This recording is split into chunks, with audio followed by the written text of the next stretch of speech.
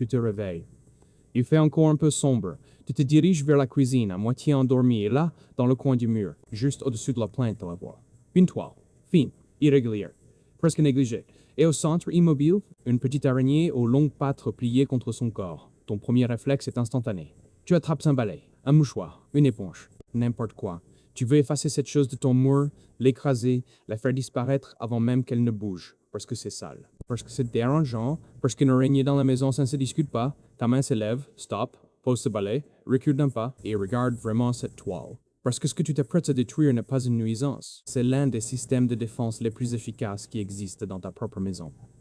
Cette petite araignée que tu méprises travaille pour toi, gratuitement, chaque nuit, depuis bien plus longtemps que tu ne l'imagines. Et avant la fin de cette histoire, tu vas comprendre 5 choses qui vont changer ta façon de la regarder pour toujours. Tu vas découvrir pourquoi cette araignée possède l'un des comportements de défense les plus étranges du monde animal. Un mouvement si rapide qu'il rend son corps presque invisible. Tu vas apprendre ce qu'elle chasse réellement dans ta maison. Et la réponse implique des créatures bien plus dangereuses qu'elle. Tu vas enfin connaître la vérité derrière la plus grande légende qui circule sur elle depuis des décennies. Tu vas découvrir ce que sa simple présence révèle. En silence, sur l'air que tu respires, et tu vas comprendre comment vivre avec elle sans jamais lever le balai à nouveau. Mais commençons par le commencement, par ce qu'elle est vraiment. Cette araignée aux pattes interminables qui habite tes coins de murs et tes plafonds porte un nom, le pholque.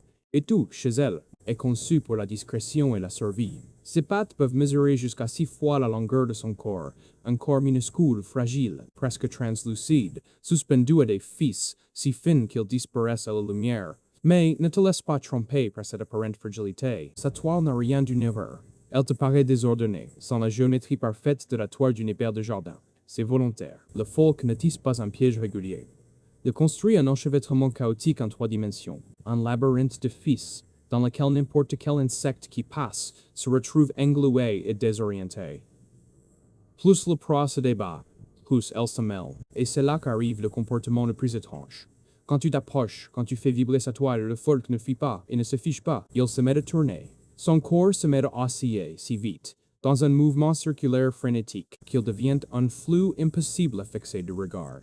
Les scientifiques appellent cela le whirling. Pour un prédateur, viser une cible qui vibre à cette vitesse devient presque impossible. Cette araignée que tu croyais sans défense possède un bouclier fait de pure vitesse. Mais à quoi sert tout cela? Pourquoi un tel arsenal pour une créature aussi petite? La réponse se trouve dans ce qu'elle mange. Et c'est ici que l'histoire bascule. Tu penses peut-être que cette araignée attrape quelques moucherons par hasard. La réalité est bien plus impressionnante. Le pholque est un chasseur redoutable, et son menu comprend des proies que tu détestes encore plus qu'elle. Les moustiques d'abord, ces insectes qui te réveillent la nuit, qui laissent des piqûres, qui démangent pendant des jours, qui transportent parfois des maladies. Le pholque les capture systématiquement dans sa toile. Chaque moustique pris dans ses fils est un moustique qui ne te piquera jamais. Les mouches, ensuite, celles qui se posent sur ta nourriture après avoir visité des endroits que tu préfères ne pas imaginer. Les mites qui dévorent tes vêtements dans les placards. Les petits insectes qui envahissent les fruits oubliés sur le comptoir. Mais voici le détail qui change tout. Le pholque chasse aussi d'autres araignées, y compris des espèces bien plus grosses et bien plus dangereuses que lui. Il quitte parfois sa propre toile, s'aventure sur celle d'une autre araignée, imite délibérément les vibrations d'une proie prise au piège pour attirer la propriétaire, et la capture. Cette petite chose fragile dans ton coin de mur est en réalité un tueur d'araignées. Il existe des observations où des pholques s'attaquent à des espèces réputées venimeuses, jouant un rôle de régulateur que tu n'aurais jamais soupçonné. Autrement dit, la présence de ce pholque dans ta maison repousse activement l'arrivée d'araignées que tu aurais, elle, de vraies raisons de craindre. En détruisant sa toile, tu n'élimines pas le danger. Tu ouvres la porte à ce qui est pire, ce qui nous amène à la question que tout le monde se pose. Cette araignée est-elle dangereuse? Et là, il faut démonter une légende qui circule depuis des générations. Tu l'as sûrement entendu. On raconte que cette araignée aux longues pattes serait en réalité l'une des plus venimeuses du monde.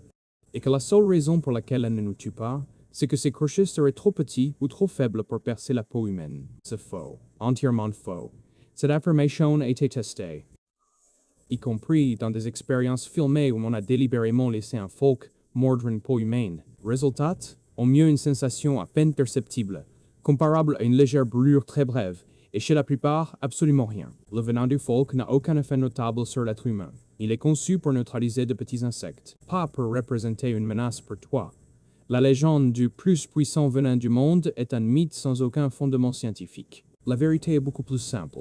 Cette araignée ne veut rien avoir à faire avec toi. Elle ne te cherche pas, ne te traque pas, ne s'intéresse absolument pas à ton existence.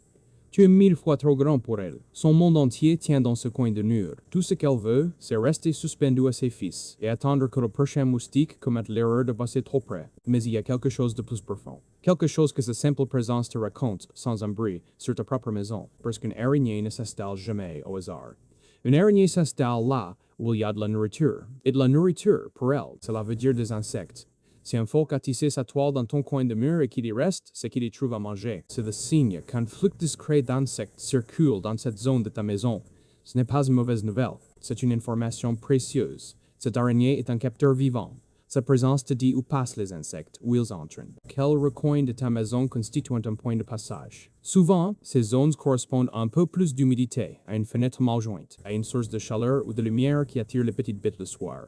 En d'autres termes, le pholque ne crée pas un problème. Il révèle l'écosystème invisible qui existait déjà dans ta maison, bien avant qu'il n'arrive. Là où il chasse, c'est là que la vie circulait, sans que tu le saches. Il transforme un coin de mur banal en indicateur de la santé de ton intérieur. Et si tu observes plusieurs toiles apparaître au même endroit, ce n'est pas le moment de paniquer. C'est le moment de regarder ce qui attire autant d'insectes là précisément. Alors que faire de cette araignée maintenant que tu sais tout cela? Faut-il vraiment la laisser régner sur ton mur pour l'éternité? Bien sûr que non. Vivre avec elle ne veut pas dire renoncer à ta maison. Cela veut simplement dire arrêter la guerre inutile. Si sa toile te dérange vraiment, à un endroit trop visible, tu n'as pas besoin de l'écraser. Prends un verre et un morceau de carton.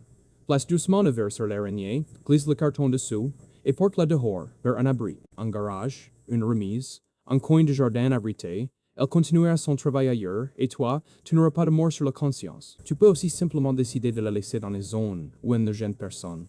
Un coin de cave, un angle de plafond dans la buanderie, l'arrière d'un meuble.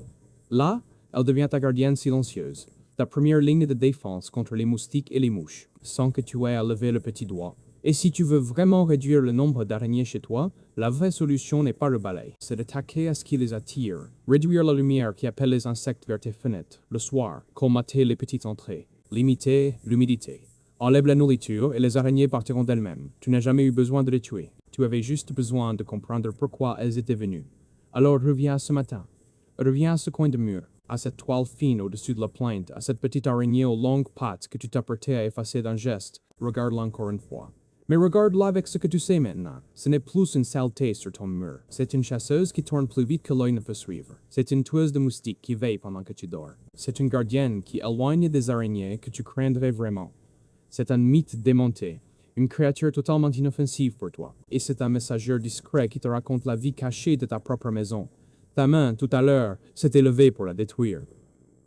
Aujourd'hui, peut-être tu la laisses faire son travail, et tu réalises que pendant toutes ces années où tu chassais les araignées, c'était elle qui te protégeait. Et toi, avais-tu déjà une de ces toiles dans un coin de ta maison?